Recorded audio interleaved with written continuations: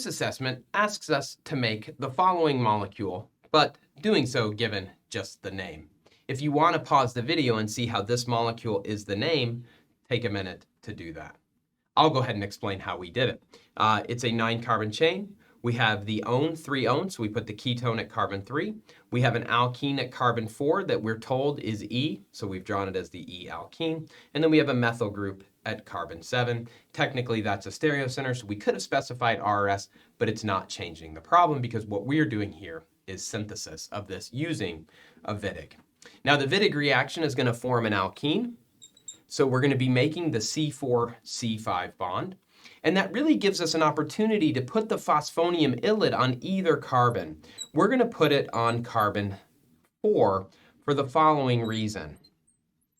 If we look at this phosphonium ylide, 1, 2, 3, 4, so that carbon 4 is that carbon 4 there. This is technically a stabilized ylide.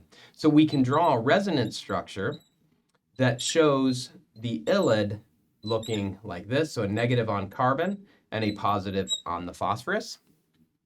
It's a stabilized ylide because this can be stabilized by still one more resonance structure.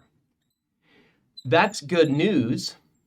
Right? It's good news that this is a stabilized ylide because stabilized ylides react with aldehydes to give the more stable trans or E alkene. So this is the ylide we will use. Now, if we want to make the rest of the molecule, let's just use our numbering, 5, 6, 7, 8, 9. This is carbon, the methyl at carbon 7, so this will be carbon 5, 6, 7, 8, and 9. What functional group do we need present at carbon 5 when we react with the ylide at carbon 4? We need an aldehyde.